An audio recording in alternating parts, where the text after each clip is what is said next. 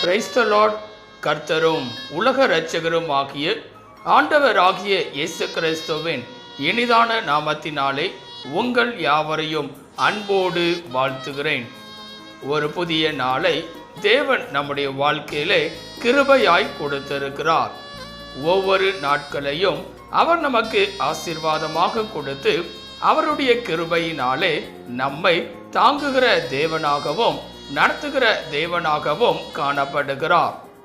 நிச்சயமாய் இந்த நாளையும் அவர் நமக்கு ஆசீர்வாதமாய் மாற்றி கொடுப்பார். இந்த நாளுக்குரிய தேவனுடைய வார்த்தையை உங்களுக்காய் நான் வாசிக்கிறேன். 1 தெசலோனிக்கேயர் 5ஆம் அதிகாரம் 16ஆம் வசனம். 1 தெசலோனிக்கேயர் 5ஆம் அதிகாரம் 16ஆம் வசனம். எப்பொழுதும் சந்தோஷமாய் இருங்கள். எனக்கன்பான தேவ பிள்ளைகளே, இங்கே அருமையான ஒரு வார்த்தையை நாம் பார்க்கிறோம். எப்பொழுதும் சந்தோஷமாயிருங்கள் என்பதாக. இந்த உலகத்தில் வாழ்கிற ஒவ்வொரு மனிதர்களும் தங்களுடைய வாழ்க்கையிலே சந்தோஷம் வேண்டும் என்று சொல்லி நினைப்பவர்களாய் இருப்பார்கள். ஆனால் பல நேரங்களிலே சந்தோஷத்தை தொலைத்தவர்களாகவும் காணப்படுகிறார்கள். சந்தோஷம் இல்லாமல், நிம்மதி இல்லாமல், சமாதானம் இல்லாமல் எங்கு கிடைக்கும் என்று சொல்லி அங்கும் இங்கும் அலைந்து திரிபவர்களாய் காணப்படுவார்கள். ஆனால் வேதம் சொல்லுகிறது, எப்பொழுதும் சந்தோஷமாயிருங்கள் என்பதாக. ஆம் பிரியமானவர்களே, நம்முடைய தேவனாகிய கர்த்தர் நம்முடைய வாழ்க்கையிலே சந்தோஷத்தை கொடுக்கிறவராய் இருக்கிறார். இன்றைக்கு பல நேரங்களிலே எங்கு சந்தோஷம் கிடைக்கும் என்று சொல்லி யோசித்துக் கொண்டே இருக்கிறோம். எங்கு சந்தோஷம் கிடைக்கும் என்று சொல்லி பல காரியங்களிலே சிந்தித்துக் கொண்டிருக்கிறோம். ஆனால் வேதம் சொல்லுகிறது, நம்முடைய தேவனாகிய கர்த்தரிடத்தில் சந்தோஷம் இருக்கிறது. அவர் அதை நமக்கு பரிபூர்ணமாய் தருகிற தேவனாய் இருக்கிறார். இந்த காலவேளையிலே உங்களுடைய வாழ்க்கையிலே சந்தோஷம் காணப்படுகிறதா? இந்த காலவேளையிலே எவைகளிலெல்லாம் சந்தோஷமாய் நாம் இருக்க வேண்டும் என்று சொல்லி ஒரு சில காரியங்களை நாம் சிந்திக்க போகிறோம். முதலாவதாக வேதம் சொல்லுகிறது, யோவான் எழுதின சுவிசேஷம் 16ஆம் அதிகாரம் 20ஆம் வசனத்தை வாசிக்கும் போது, யோவான் 16ஆம் அதிகாரம் 20ஆம் வசனத்திலே, மெய்யாகவே மெய்யாகவே நான் உங்களுக்கு சொல்லுகிறேன், நீங்கள் அழுது புலம்புவீர்கள், உலகமோ சந்தோஷப்படும். நீங்கள் துக்கப்படுவீர்கள், ஆனாலும் உங்கள் துக்கம் சந்தோஷமாக மாறும். இங்கே பார்க்கும்போது முதலாவதாக எதிலே சந்தோஷம் உள்ளவர்களாய் நாம் இருக்க வேண்டும் என்றால், துக்கப்படுகிற நேரத்திலே சந்தோஷப்படுகிறவர்களாய் இருக்க வேண்டும். இங்கே வேதவசனம் சொல்கிறது, நீங்களோ துக்கப்படுவீர்கள், நீங்களோ புலம்புவீர்கள், ஆனாலும் உங்கள் துக்கமானது சந்தோஷமாய் மாறும் என்பதாக.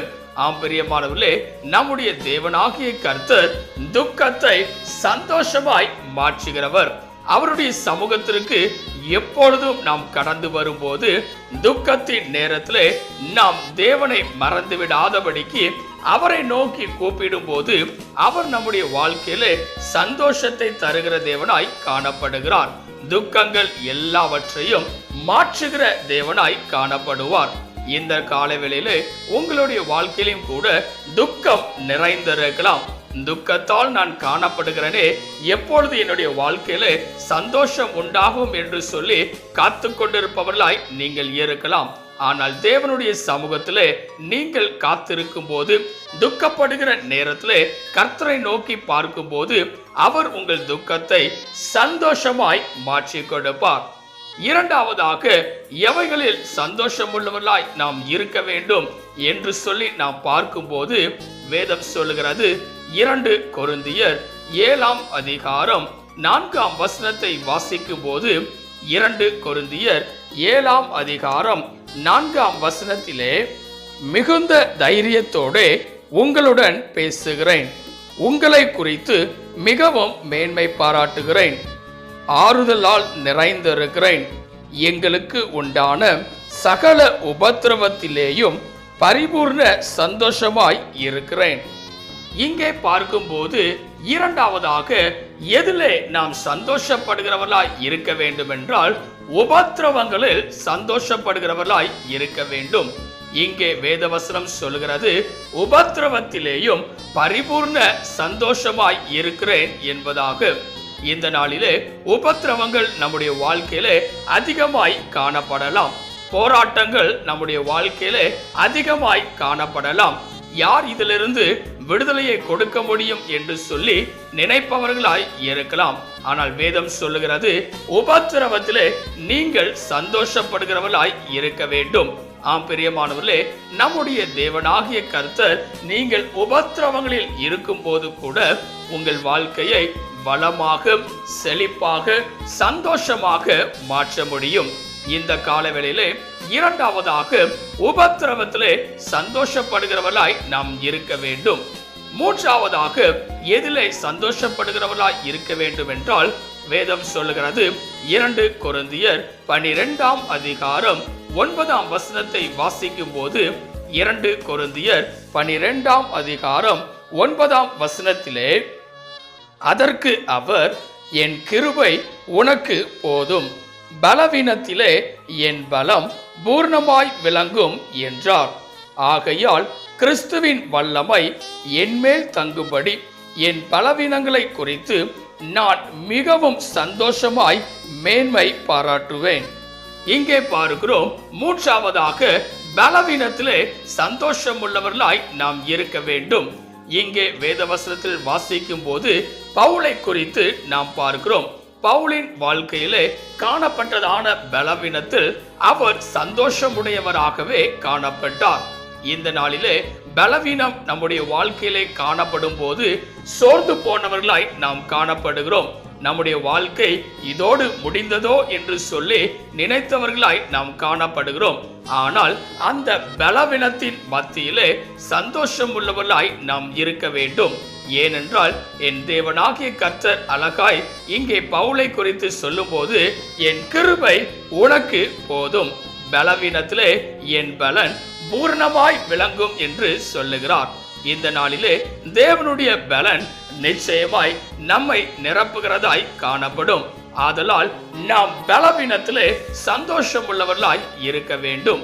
நான்காவதாக எதிலே சந்தோஷம் உள்ளவர்களாய் நாம் இருக்க வேண்டும் என்று சொல்லி பார்க்கும் போது வேதம் சொல்லுகிறது, ஆபகுக் 3ஆம் அதிகாரம் 17ஆம் வசனத்தையும் 18ஆம் வசனத்தையும் வாசிக்கும் போது, ஆபகுக் 3ஆம் அதிகாரம் 17ஆம் வசனத்திலே, அத்திமரம் துளிர் விடாமற் போனாலும், திராட்சை செடிகளில் பழம் உண்டாகாமற் போனாலும், ஒலிவ மரத்தின் பலன் அற்று போனாலும், வயல்கள் தானியத்தை விளைவியாமற் போனாலும், கிடையில் ஆட்டு மந்தைகள் முதலற்று போனாலும், தொழுவத்திலே மாடு இல்லாமற் போனாலும், நான் கர்த்தருக்குள் மகிழ்ச்சியாயிருப்பேன், என் இரட்சிப்பின் தேவனுக்குள் களி கூறுவேன்.